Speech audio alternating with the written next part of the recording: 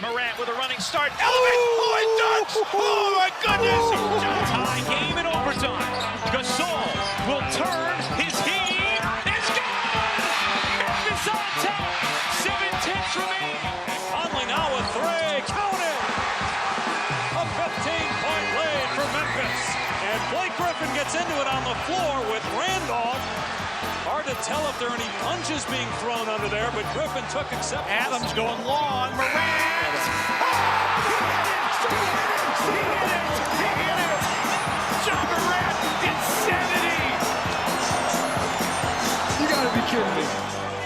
Welcome to Grits and Grinds, a Memphis Grizzlies podcast. My name is Keith Parrish. The Grizzlies lost to the Rockets.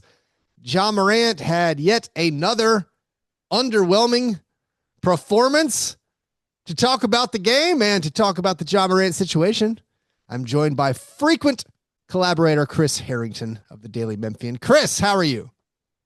What's up? It's always a joy to be at FedEx Forum until midnight and then not get to bed until 1 and wake up early to talk about a team that's lost 4 in a row and is making everyone miserable. Do you not have Grizzlies fever, Chris? Fired up and ready to go, Keith. I feel like the enthusiasm, not high. No. Here's the thing, how we turn that around. A Grizzlies watch party in Nashville on Friday night at Nobles East. Come to Nobles East. Let's watch the Grizzlies take on another team whose fans are very angry. Yeah. Sounds like a road trip. The Dallas Mavericks. Come on down, man. Hey, at least if nothing else, we're going to get the first Cedric Coward Cooper Flag game. A big early battle in the Rookie of the Year race. Let's go. Get fired up by that at least. Go. We'll have some Wiseacre drink specials. We're giving away a bunch of t-shirts and Grizzlies prizes, little bobbleheads and things. It'll be a lot of fun. Nobles East in Nashville. Come on down. Yeah, Chris. You just gave me an idea, a free idea for the Wiseacre people. There's got to be some Cam Spencer made three-pointer, tiny bomb combo. They're off the tiny bomb. They're now pushing a new thing. They've got a new logger. I can't talk anymore about Wiseacre because I tried to get them to sponsor our show. Okay. All right. And they passed. Okay. They bought an ad on FanDuel TV. Come on. I'm just saying, Cam Spencer, tiny bomb. It's right there. Yeah. Cam Spencer's been good. Cedric Coward's been good. Even when struggling from the field. 100%. Yep. That's like, this is the thing. Cedric, as my cat crawls all over the computer I'm recording on. Cedric had a bad shooting night, yet kept playing hard, kept grabbing rebounds, kept being a positive impact on the court, even when the shots weren't going in. You're supposed to be a positive impact on the court, even when the shots don't go in. But meanwhile, the Grizzlies lose to the Rockets. Two teams right now go in different directions. Yep. Short. I mean, early in the season, small sample size. Right now, the Rockets, and of course, this is lifted by their 5-game win streak.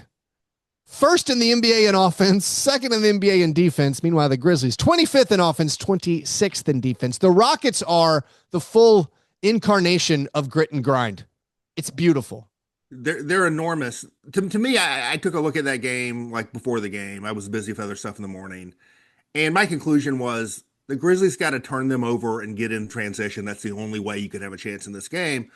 And they did get in transition. The Grizzlies were pretty good at transition, but they lost the turnover battle. And, the Rockets don't take a lot of threes, but they make them all. Yeah. And they're enormous and skilled inside the paint. The only cheek in their armor is that they've been a high turnover team. And I thought maybe that's how you can survive this, but they couldn't win. Once you're losing the turnover battle against that team, there's sort of no hope. Also, Steven Adams didn't even play. I mean, this is true. I look at that before the game because I noticed, they're first in the league in offensive rebound. And I thought, well, that's Steven Adams. Yeah. So what do they look like without Steven Adams? And guess what? Still awesome on the offensive boards without Steven Adams. Getting nonstop rebounds. I did think outside of the performances of Ja Morant, which was poor, and Jaren Jackson Jr., which was curious. Also outside of Kentavious Caldwell-Pope, which was poor. Consistently so. Yeah. I was quizzical at the defensive approach to this game also. This is the team, like you said, doesn't shoot a lot of 3-pointers. They're known for forcing turnovers and offensive rebounding. But in the half court, it did not feel like the Grizzlies were packing the paint, which feels like a strategy you could try against this team that has some limitations on shooting. Also, Jaren kept helping off of Amin Thompson. Amin Thompson kept laying the basketball in, being like, thank you for leaving me uncovered in the paint. Jaren did it so often that I began to stop thinking this was a Jaren mistake. And this was like, are they just not prepared for this team? Or is this the scheme? Was this the strategy somehow to not guard Amin Thompson, who is just going to score every time you give it to him right near the bucket? I was lost watching this game, and maybe that's lost in the performances of our best players, but I didn't get the defense at all.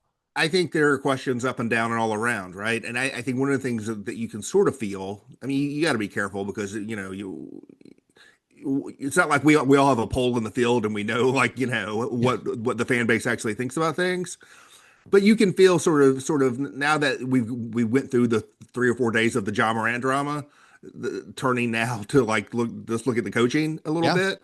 Yeah. And one of the things I wrote in my column Monday night, Ja's return game, was that the dramatics of the past few days from Morant probably obscured some very legitimate frustrations because the focus was on him basically quitting on the floor and what he said after the game and the suspension. And now you go through all this drama when underlying all that drama was probably some legitimate reasons to be frustrated. And that now upon his return, it's more now that that's starting to calm down. It's highlighting those frustrations a little bit. And I think it's too early to make grand proclamations about, the head coach or whatever, at least for me. But if you're looking for something to grab a hold of and believe in, it's hard to find it. And I think one of the distressing things is it seems like the players are having a hard time finding it and, to grab a hold and believe in. I would say that the team, and my fallback has usually been to just look at the talent and say, well, these guys, they're outmatched. Like this game, they're outmatched. And in most of their games so far, they're outmatched. And it's ugly when you look at the schedule upcoming. Right. Maybe they're not outmatched against the Mavericks, who lost to the Pelicans on Wednesday to fall to the bottom of the Western Conference. But they're outmatched a lot of times. Well, that's especially true last night. I think of the 4 losses, there's a cumulative effect because it's the 4th in a row. Yes. But if you separate them out individually, the one against the Rockets is the least distressing individual loss of the 4. Yeah. Just because it was more structural to the matchup. Yeah. There is that, however, cascading effect. Yep. That once you start losing, and Isolo talked about it after the game, like, it's hard to get confidence when you're not winning. And the question of, does this team, like, you say a team that wins has good chemistry. Well, what is the chemistry first or the winning first? So it was a good answer. He has lots of good answers. He has great answers. The question is putting him in. I think people discount. They're so mad about him. They discount. Yeah. Like I had people on one of us saying, well, this is word salad. I'm like, it's not word salad. It's actually cogent and coherent and thoughtful. The problem is that doesn't mean you're a good basketball coach. Right. And there could be a lot of truth in the stuff he says when it's like, well, why is the offense so bad? And he's like, well, our expected points based on our shot selection. And that is all, like you say, it's coherent. But if the players don't care, that's what you got to start with that. Like if the players aren't on the same page, and again, maybe it's the defensive scheme was off, or maybe people weren't executing, or maybe just when you have a bunch of like 9th, 10th, 11th men playing heavy minutes and they cannot get on the same page. I also felt it offensively, where a lot of times the dribbler would like run into Santi Aldama, who was cutting. And it was like, well, Santi didn't know where to go. And maybe Vince Williams Jr. is dribbling the wrong direction. And there was just so much. And again, credit the Rockets. They're very good. And so it does feel like this whole thing, not on the same page. And then, I guess the snowballing effect of the fan base, you're mad at Ja, and then the fans get mad at the coach, and maybe eventually, finally the front office. But then it all has to come back to, well, how are we getting Jaren and John, how do they feel about everything that's going on? So I am hesitant to judge anything based on what Ja Morant says after a game. Just because, like, I don't think there's anything to take it. Like, you could say everything he said after the game this time, good. Like, it seemed like, yeah, I shoot terribly. We've got to play better. We've got to, when asked about getting Jaren involved. So Jaren, what was it? One field goal attempt in the first half, finished the game with 9 points. And Ja's like, well, they're packing the paint. I did like how he said, I don't know if you guys watch for this stuff or just look at the stats. He said something like that to the media. He's like, I don't know if you guys actually watch this stuff, but like they're packing the paint. And that's legit. Again, if KCP can't make a shot, if Jalen Wells can't make a shot, are we calling this a slump buster for Jalen Wells? 3 for 3, but didn't play a minute, the final 20 minutes of the game or something? The first play of the first half, they get a turnover and Jalen Wells hits a 3 in transition. I was like, manna from heaven. This is what they need. Yeah. Turnovers, Jalen Wells hit a 3, and that didn't last. Also, Ja hit a first quarter 3-pointer. These were not slump busters. So, like, if the supporting cast isn't making shots, although, like we said, Cam Spencer tied his career high with 5 mid 3-pointers. Cam's been banging threes in. He's up to. Well, this is you said a minute ago about, the expected points or whatever from shots and all that. It really, I do wonder, Jalen Wells and Kentavious Caldwell-Pope, both starters, your starting wings. We already know they are subpar athletes. We know this and we see it. We see Jalen Wells can't jump up and catch and complete a lob pass. We see Kentavious Caldwell-Pope gets a breakaway and Kevin Durant just tracks him down and snuffs out the shot, right? Yeah. We know that they are subpar athletes. But they're supposed to be shot makers, and they were making shots in the preseason, and their shots have disappeared to start the season. And I do wonder how different it would be if those guys were just making open shots at a normal rate. What is a normal rate for those guys?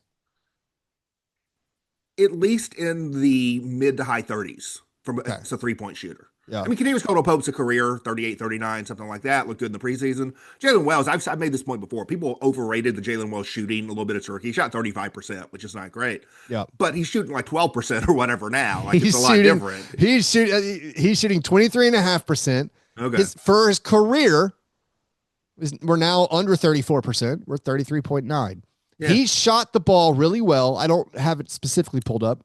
In the first half of his rookie season. Yeah, it was like the first 6 weeks. Of his rookie season. He shot it really well. And then there was one Kings game. I think I'm remembering one Kings game or something. It was a return home where he's from, and like he made 8 3-pointers, but we could nitpick. And so if those guys, but my point being, if those guys are not going to make open shots, they're not really helping you on offense. Yeah. And which does raise the question of, do you make a starting lineup change? I think Isalo has been correct generally in saying, there's too much focus on a starting lineup. It's about the totality of the minutes. People are getting really mad that Cedric Howard's not starting, and I kind of think he should be starting. But at the same time, he's already first in the top of the pecking order in wing minutes. Like, he's playing more minutes than these guys. But the combination of, I think, Wells and Caldwell-Pope and Landale, that's an awful lot of non-athletes around Ja Morant and Jaren Jackson to start the game, and they're consistently getting into bad starts. Even last night, they lost by 12 in the first quarter, and the other 3 quarters, they lost by like 2 or 3. They've been a much better second half team, but they're digging themselves into these holes. It's almost like Isalo, over the course of games, adjusts away from the initial plan and finds his way to better lineups over the course of the game, but it's too little too late. You saw it last night with more Cam Spencer and more Vince Williams and some of that. That's been happening, but it's too late. Yeah, right now, Cedric Howard, I was just looking it up, 3rd on the team in minutes. And some of that, he played all the minutes of the blowout, I think, the Heat game. Well, the last 2 games, he has played the most minutes among the wings. Yeah. It may be more than the last 2, but I know the last 2. Jock is making his 3-pointers at least. Jock and Cam Spencer are shooting the cover off the ball. Yeah. Those guys have been incredible from downtown. I'll say this for Landale. I think in some ways similar to some of the Zach Edey stuff late last season, where people like the game against the Warriors, when people got upset because of what it looked like relative versus the actual performance. I think Landale's the substance of his play has been better than the aesthetics of his play a little bit, I think. Yeah. But I do think his lack of pop and lack of athleticism has been a problem. This is a problem with Morant. There's other things we can point to, but The one thing I've been holding out on with Morant relative to friends of mine in the national media who are just like, he's not good anymore, is I think he is still an elite passer, an elite creator. And the Grizzlies are putting him out there's lineups where they can't weaponize his playmaking because guys can't catch the ball, can't finish lobs. He just doesn't have the right kind of talent on the receiving end of his passes a lot of the time. Can I just say, people are looking forward to, I think rightfully looking forward to the return of Zach Edey. Even you at this point. Even me. I'm looking forward to Zach Edey coming back. But what you just said, Chris, Zach Edey can do none of those things, or showed he could do none of those things last year. I think more so than Landale can. More so than Landale, but Zach Edey not ready for passes, especially not ready for Ja Morant's passes, also not catching lobs. So, like, I'm nervous. I think if you go back, you'll see Edey catching and finishing stuff from Morant at a much higher frequency than you've seen from Jock Landale. Yeah. Jock Landale's like me in the post where he like brings it down to his feet to pick the ball up and dribble once, and then it's too late. Ja's game. Ja finishes 6 for 19 from the field. He has 17 points and 8 assists, but again, 6 for 19 and 6 turnovers. He has now gone 3 straight games with failing to make a third of his field goal attempts. That's the first time he's done that in his entire career. 3 straight games making less than a third of his field goal attempts. This guy used to be a top finisher in the paint, of course, but he shot usually a really high percentage because he was getting into the paint so frequently. This is another concerning trend for Ja's game. Right. The points in the paint plus the frequency of scoring or shooting in the paint, and now like stringing together multiple games of having bad shooting nights. You throw in there also in that 3-game stretch, there's one game he missed because he was suspended for team conduct detrimental. And I don't know what to do with Ja Morant. You say your buddies in the media are like, he's not good anymore. There are a lot of people who believe that's a school of thought around the league. But it's so like good, of course, relative term. Yeah, relative. Well, now it's like, okay, but is he worse than Jamal Murray, who's never made an All-Star game? Because yes, I think a lot of people, because he's way worse than Jamal Murray right now. Yeah. And so like, I don't know where you start ranking Ja when it comes to point guard. So I think there's a school of thought out there, and this has not been my position, and it's still not, I don't think. But there's been a school of thought out there that, okay, his athleticism has declined a couple notches while his shooting has not improved, and that has rendered him more of a quality starting point guard than a surefire all-star, right? And you're not the 3rd best point guard in the league, you're the 13th. It's more, there's a school of thought about that. I would say this is the number one question facing the Grizzlies in a macro sense. Whether Islo is really going to be a good head coach is I think number 2. But the number one thing is the Morant production over this period that you just cited. When you do a pie chart of reasons, like what are the biggest slices, right? There's at least 3 things here. One, how much of it is environmental? How much of it is the system, the players around him, the lack of space, all of that, right? Out of his control. How much of it is mood? Because we know this is a guy who thrives on mood. Like he plays better when he has a certain attitude, and he plays worse when he doesn't. And his moodiness has impacted his play consistently over his career from the jump. So how much of it is environmental? How much of it is mood? And how much of it is a sign of declining ability?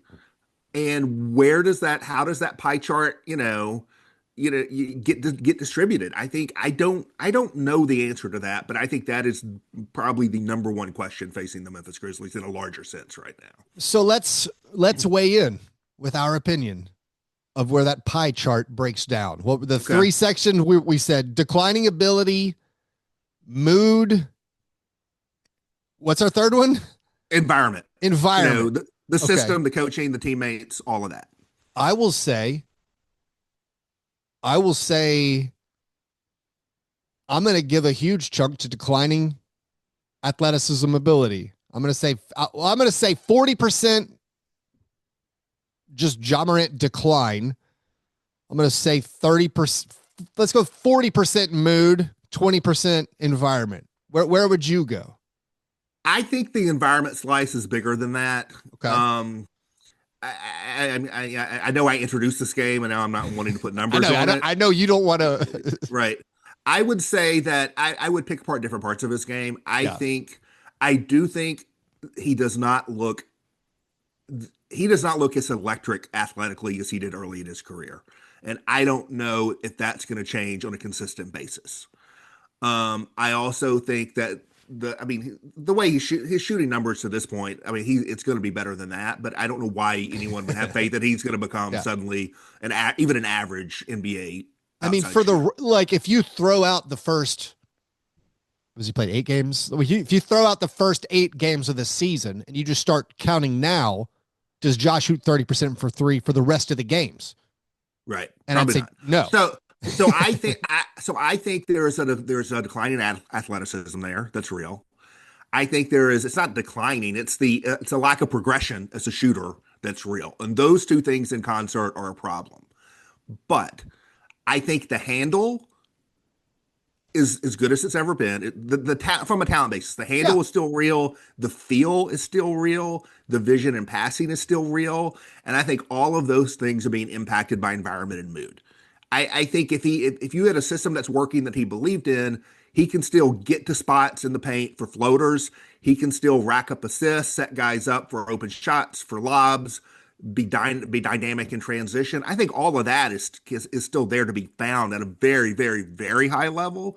And I think the reason that stuff isn't working is a combination of environment and mood. I think the not getting to the rim as much and the shooting, that's ability stuff, and that is a real problem. And when you project it out going forward, that's how I would break it up. Yeah, I do think the ability, as far as getting to the rim, it is being exacerbated by the talent again around Ja, where they can pack the paint and they can, send all kinds of guys at Ja and at Jaren. I think the big question, like you said, is even if Ja Morant, if we fixed the environment to his perfect liking, and if he was in the mood where he was on a Kill Bill style rampage, he's like, listen, Ja's back. My question is, how long does it last? Well, not even how long does it last, but now how good is he compared to the other good point guards? Does that get him up to being the 7th best point guard, or something like? So that's where I'm like, I don't know what to do here. Chris, let's take a break, and I guess after the break, let's discuss some of these national discussions about the Grizzlies and about the idea of a Ja Morant trade.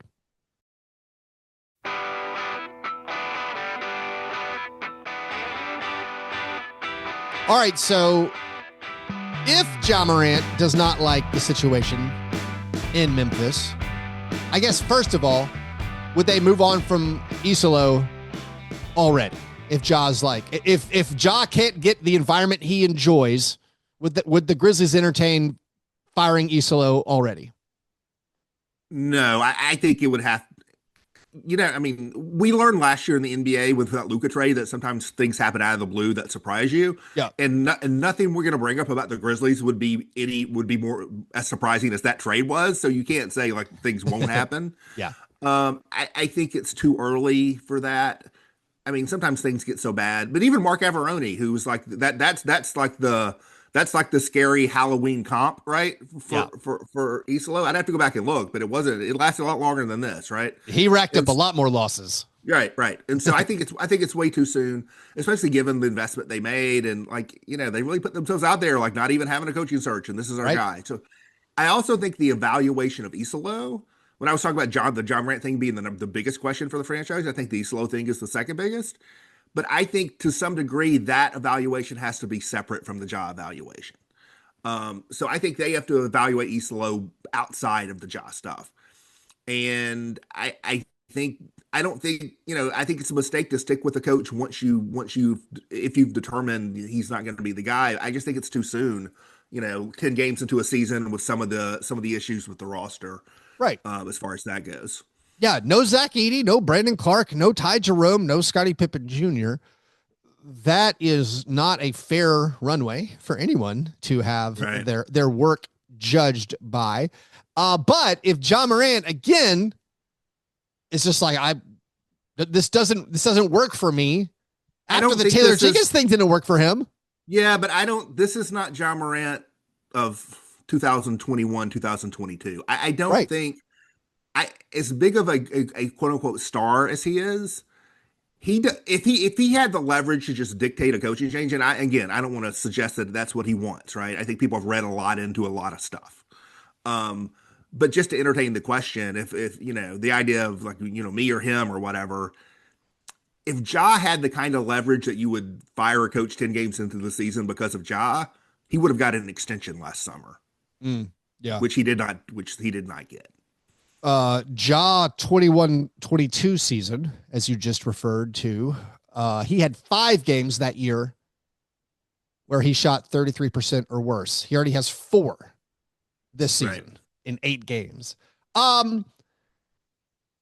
If Ja Morant requested a trade, or if the Grizzlies decided, listen, maybe we'll be better off if we move on. And I have a hard time imagining those scenarios occurring.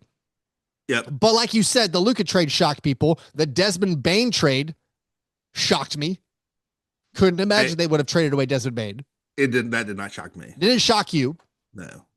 But is there anything? In fact, I was already working on a column that I was literally going to publish that week. Yeah. That was going to be Desmond Bane trade scenarios. Like I was already working on that column. So anyway. So if there's a Ja Morant trade, or if the franchise determines there needs to be, is there anything workable out there?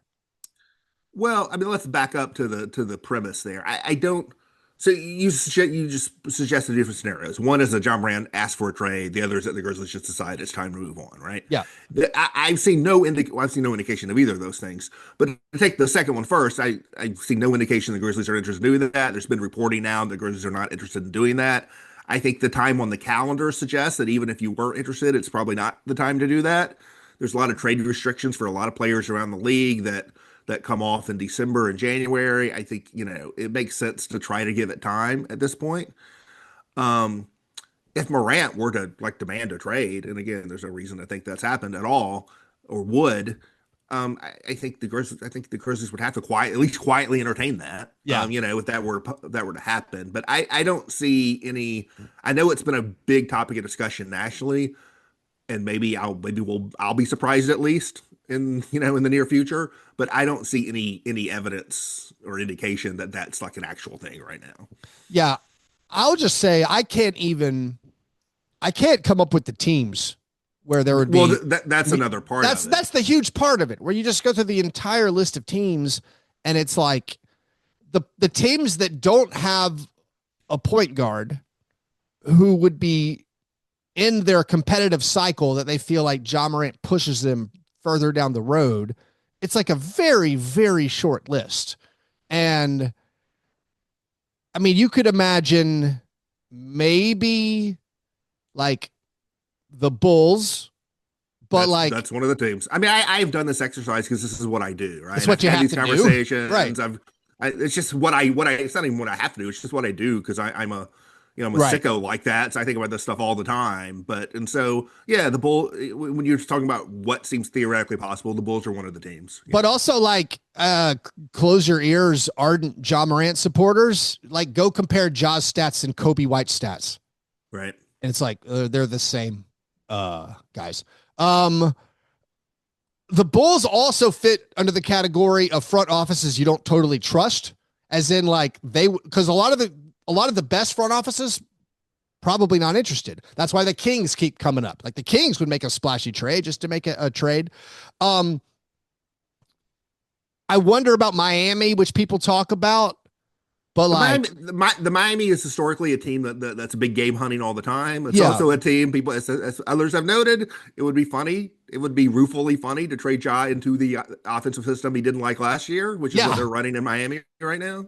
Yeah. But still, Miami, anytime a star could even theoretically be on the market, you got to consider Miami. I mean, I wonder, would Nico Harrison get so desperate, I think they could cobble together some salaries. Klay Thompson come to Memphis, but I don't think they have the ammunition draft pick wise to do anything. Because that's the other thing where, like, what would the Grizzlies even want in a return? What could they get? And that's again where it breaks down once again for me. I think, I mean, I talked about the Ja Morant question being the big question and the Isolo being the second question, but there's another overarching question over it all. And I've been writing about this since the summer. The Bane trade chose a path, but that path itself is a fork in the road. And they have to decide, are we going to stick with the stated goal of reshaping the team around Ja Morant and Jaren Jackson? Or was this Bane trade going to end up being the first step in a full rebuild and this era has had its run. We had some good times. It didn't go the way we really wanted it to. And now we're going to go into a new era, and we're going to go into a new era with Cedric Coward and Zach Edey. And we're going to have 2 lottery picks in a loaded draft, and maybe more than 2, depending on what trades you make, right? That path is there. And I think it's probably a tempting path. And so, that's a decision to be made over the course of the season. How far into the season do they go with that decision out there? One of the reasons I hated the Desmond Bane trade, not hated, one of the biggest negative reasons or negative things I saw about the Desmond Bane trade is it does give you that permission to blow up. Because you're like, fine. Oh, now I've given myself, I've readied the ground. I've laid the groundwork among the fan base to be like, well, we're still competing, but we got all these things. We got all these draft picks. But if things go wrong, then I now have the permission to pull the plug. It hasn't been what I was calling for. I wasn't calling for a Desmond Bane trade, right? I think they could have chosen the path of keeping Bane, Morant, and Jackson together.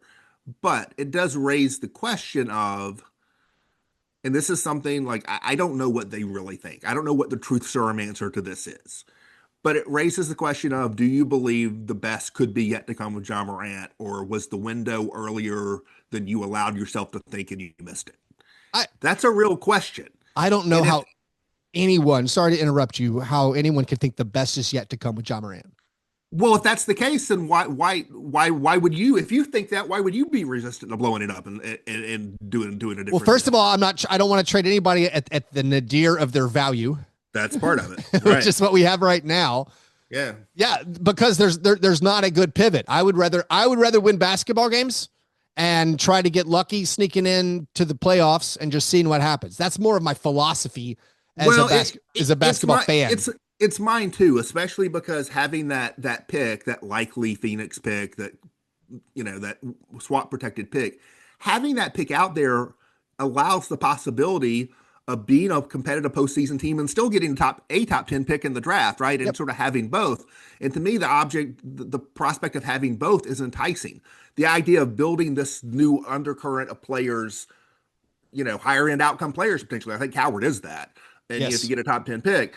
Building that underneath this Ja Morant, Jaren Jackson structure, I think is appealing. And so that's why I have not endorsed the blow it up. But there is a logic to it. Like it's not some wild notion to go that way. There's a lot of reason to consider going that way. Well, also, this is always fun to do. By not blowing it up right now, they have the 6th best odds in the lottery. Right. So maybe right. So that's the scenario. And that might even be I think a lot of people from the jump, especially outside of Memphis, have thought that was a likely scenario. You go through the season with Ja Morant and Jaren Jackson, you still have 2 top 10 picks. Yeah, you still stink. Draft. But you've done that. Can you have 2 quote unquote gap years in 3 seasons with those guys? I think there's real damage there in terms of the fan and morale. To me, it's easier to sell, hey, we got 2 top 10 picks. If we're committed to a rebuild, then hey, we got 2 top 10 picks because we can't be good with these guys that we got. But let's finish with this, because I think the fan thing is interesting. I mean, that's another non-basketball, or not, if you call it non-actually on-court product reason. There's just the Grizzlies in Memphis and trying to extend the lease and with the FedEx Forum and the entertainment value of Ja Morant.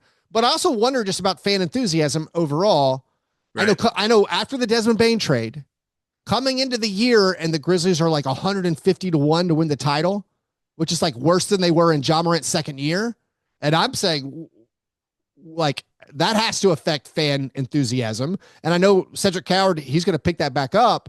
So I'm just curious overall, the whole concept of like, where's the fan enthusiasm and the idea of Ja Morant putting the butts in the seats. Is this the season tickets that were sold 2 years ago? Because like attendance is not high. No, I think in some of the national pods you listen to, we'll talk about that. You couldn't deal with Morant because because he's box office and like he's not on ticket sales. What gets butts in seats is winning. Yeah, and there's even been a limit to that sometimes. But to me, attendance is seemingly more tied to winning than tied to stardom. In terms of the local market, game after game, you're playing 41 of these a year. I think stars and brands bring in single game people. Like, when the Lakers are in town, lots of people buy tickets and show up in their Lakers jerseys or whatever. I think on the road, people may be like, this guy's exciting. This is our chance to see him this year. I think in terms of season tickets, in terms of partial season ticket packages, in terms of tickets sold, people showing up to the building for, the draw is winning. The draw is winning more than an individual star player, even a star player as charismatic and exciting as Ja Morant. Yeah. Putting a bow on the Rockets game. I liked what I saw from Charles Bassey again, but of course his 10-day contract is up and we think Zach is close enough. Going to return in the next 2 weeks. Is that accurate? So no more. Well, so here's the thing. I had a note about this. I did the game story last night. If they're not going to have the hardship exception and let Charles Bassey go and sign a different player to the hardship exception. So either they are going to retain the hardship exception and sign Charles Bassey to a second 10-day, or they are not going to have access to the hardship exception and they're not going to sign anyone. And what that will tell you, whichever way that goes in the next 2 days before the game on Friday against Dallas, will tell you about Zach Edey's prognosis. Because if Zach Edey is likely to be back in the next 2 weeks, and I believe they haven't said this, but I believe he will be back in the next 2 weeks, they're not going to have access to that exception. And so they're going to let Charles Bassey walk at that point. And a lot of people are going to be mad about that because there were people like in my mentions ready from the jump before he'd played a second with the Grizzlies, ready to cut Vince Williams so you can keep Charles Bassey, right? That's not happening now. Our boy's kind of back. The bug, he's showing signs of life. The bug is no longer on his back with his legs kicking in the air. He's turned over and he's on the move. And so there's no real scenario. I think there are people out there who think Bassey is better than Landale and Landale to a 1-year deal, cut Landale, keep Bassey. They're just not going to do that. Yeah. And so I just think there's no real outcome here. I think Bassey will just be let go. They could, I'm not suggesting they do this. They could Jeff Gillooly, Gigi Jackson. Like come up with a phantom injury. Come up with a phantom injury for Gigi Jackson? Well, I was going to say if you really were committed to keeping Bassey, the one thing you could do is like try to trade Gigi for like some second round picks and say like, he needs a fresh start. I don't think they're going to do that either though. Yeah. I think we can end there. Thanks Chris for coming on again. Grizzlies play Friday night against the Mavericks. I mean, winnable game, honestly. Winnable game. Flag Coward. Flag versus Coward, early rookie of the year showdown. Should be very, very exciting. If you're anywhere near Nashville, Tennessee, come to Nobles East for a watch party. Go read Chris's stuff over at the Daily Memphian. If you want to support my show and get bonus content from me and to join my listener Slack channel, that's at patreon.com/fastbreakbreakfast. All right. Hope you guys have a great Thursday. I'll talk to you soon. Go Grizz.